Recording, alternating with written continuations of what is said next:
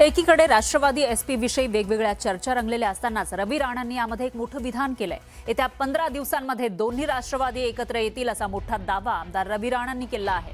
राजकारणात अशक्य ते शक्य झालंय असं म्हणत रवी राणांनी केलेल्या या दाव्यामुळे आता एकच खळबळ माजलेली आहे।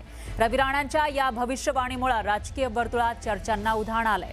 रवी राणांच्या भाकिताचा दोन्ही राष्ट्रवादीच्या नेत्यांनी मात्र समाचार घेतलाय। ज्या पद्धतीनं जे अशक्य आहे ते नेहमी राजकारणात शक्य झालेलं आहे। येणाऱ्या 15 दिवसामध्ये सुमित्रा वहिनी आणि सन्माननीय शरदचंद्र पवार साहेब हे दोन्ही पक्ष एकत्र येतील। दिल्लीमध्ये आमच्या सुप्रियाताई सुळे पाहतील दिल्ली, आणि राज्यामध्ये सुमित्राताई पाहतील। आमदार रवी राणा असं म्हणतात की अशक्य राजकारणात अशक्य गोष्टी शक्य झालेल्या आहेत। तर त्याच पद्धतीने 15 दिवसात दोन्ही राष्ट्रवादी एकत्र येतील आणि तसेच केंद्रीय मंत्री सुप्रिया सुळे असतील। रवी राणा फार मोठे नेते आहेत, त्याच्यामुळे माझ्यासारख्या छोट्या कार्यकर्त्यांनी त्यांच्यावरती वक्तव्य करणं काय फार योग्य नाही। ते खूप मोठे नेते आहेत। रवी नाना ज्योतिषी कधी पासून झाले मला माहीत नाही। अगोदर त्यांचंच पहिलं त्यांनी बघावं, मग दुसऱ्यांदा तो ज्योतिषी सांगावं। दरम्यान रवी राणा एवढ्यावरच थांबले नाही, तर त्यांनी आणखी एक भाकीत केलं आहे। ते भाकीत आहेत दोन्ही शिवसेनेविषयी।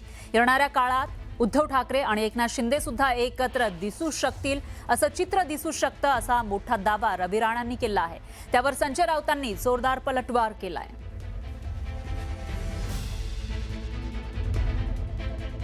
मी तुम्हाला सांगतो, येणाऱ्या काळामध्ये येणाऱ्या काही महिन्यामध्ये हे सुद्धा चित्र दिसेल आपल्याला की उद्धव ठाकरे आणि एकनाथ शिंदे एकत्र दिसेल। अशा प्रकारचं चित्र दिसू शकते, कारण की आज उद्धव ठाकरेंनी हनुमान चालीसा हातात घेतली आहे। राम भगवंताच्या विचाराला स्वीकारलेला आहे।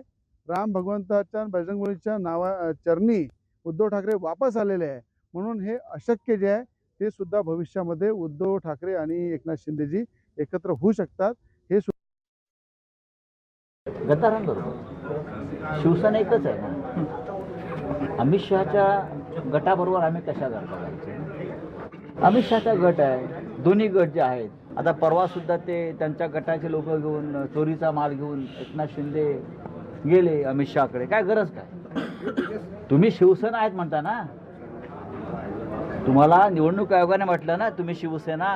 मग वारंवार अमित शहाच्या दारात जाऊन उभं राहण्याची लाचारासारखी गरज काय? आम्ही नाही राहत, आमची शिवसेना आहे बाळासाहेब ठाकरेंची, आम्हाला गरजच नाही।